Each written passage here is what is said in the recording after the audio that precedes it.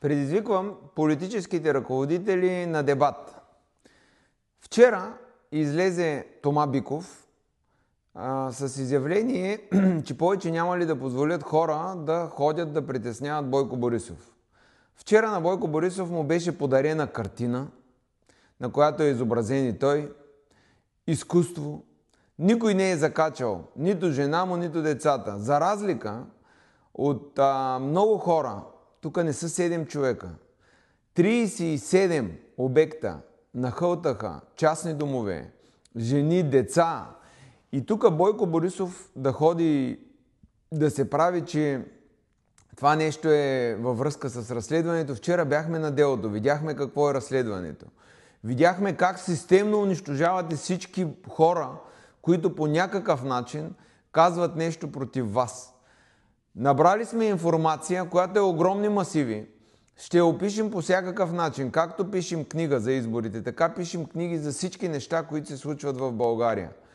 Това, което ще се случи в България, ако вие продължите по същия начин, е непалския сценарий.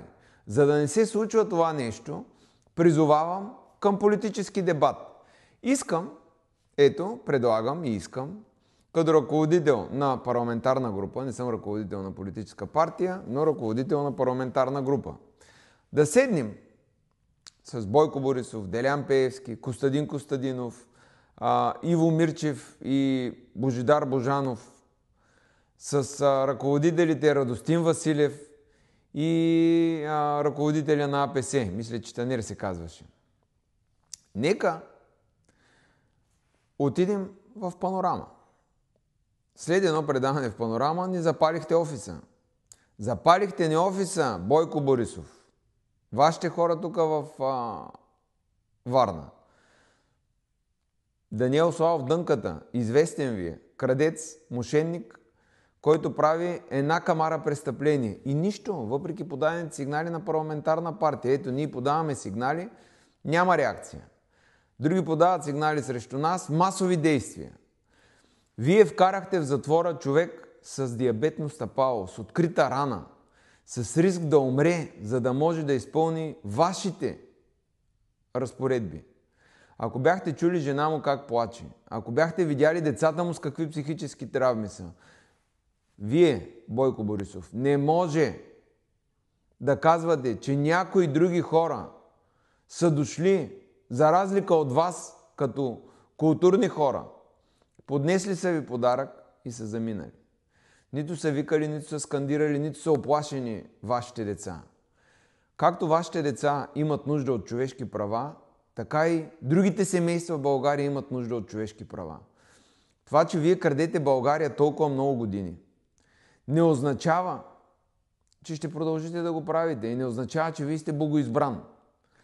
Младен Маринов, мисля, че Младен Маринов се каже, вашия министър на вътрешните работи, известна мутра. Няма как да дойде и да каже дали сме пирамида, секта или мутра. Лично предизвиквам Младен Маринов. Ето, той е машкар, стара мутра. Да излезем на дебат. Той няма как да се страхува, че ще има физическо насилие срещу него, защото е въоръжен, опасен и си истинска мутра. Нека да излезем на дебат. Ще излезем с доказателства. Какво правите вие? Доказателства. Да ги покажем пред целия български народ. Покажете ни и нас по националните медии, заедно с вас. Нали нямаме интелект? Нали сме селска партия? Нали сме мошенници? Елате на място. Ето, тази неделя е ден на отворени врати.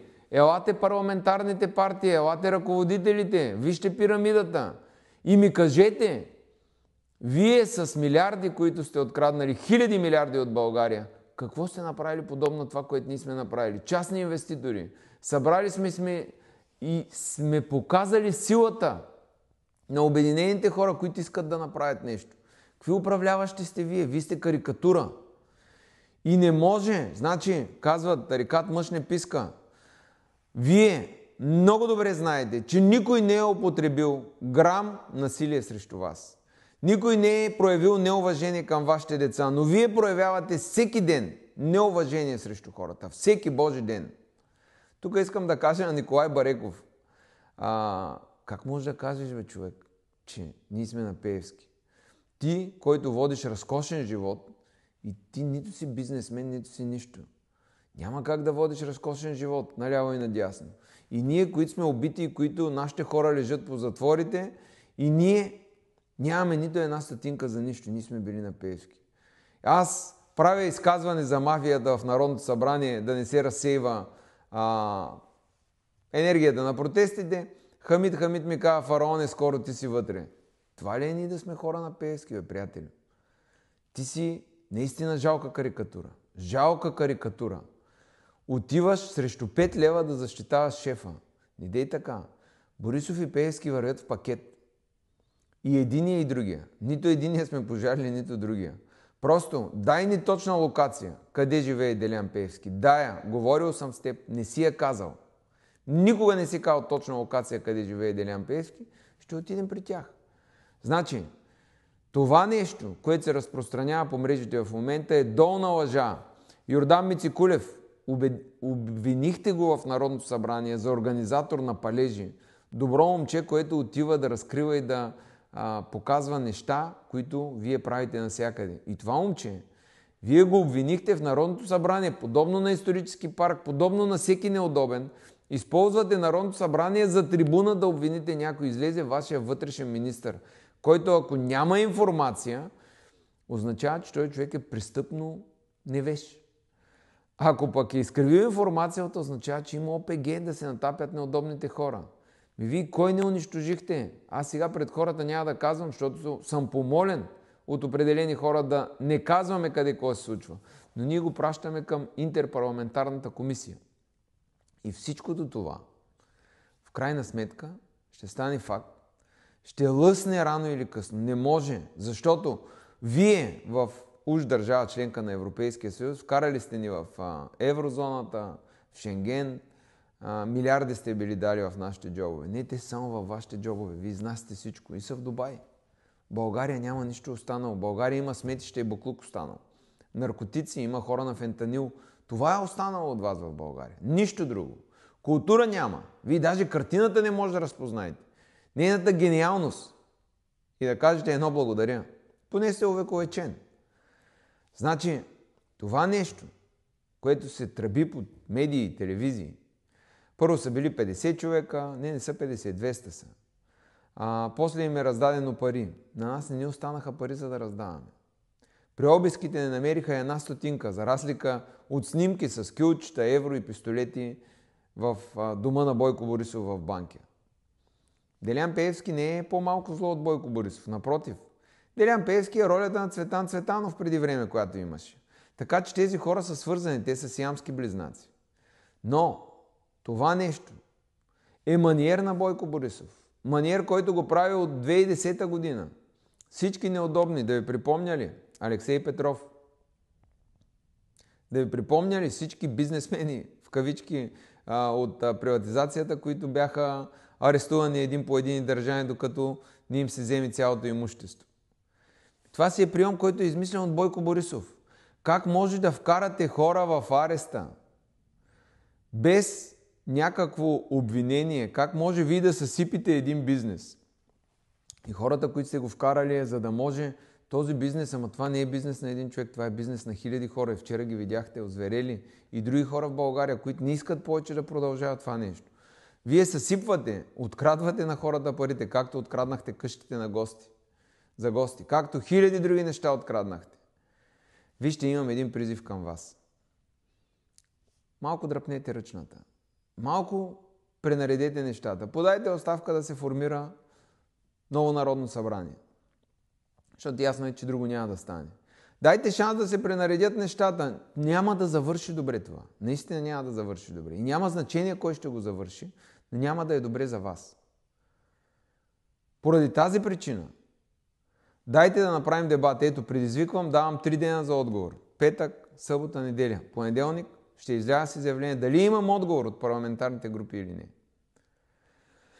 Можем да отидем в Панорама или може да направим такова студио в Евроком. И да отидем да говорим с доказателства, ще излезем да говорим за пирамидата, ще говорим за вашите грешки, които са с парите на народа. Аз искам това нещо да се случи. Каня също. Всички хора от Народното събрание, всички народни представители в неделя дойдат на открити врати в очите да ми кажат какъв съм. За разлика от Бойко Борисов, аз няма да се крия.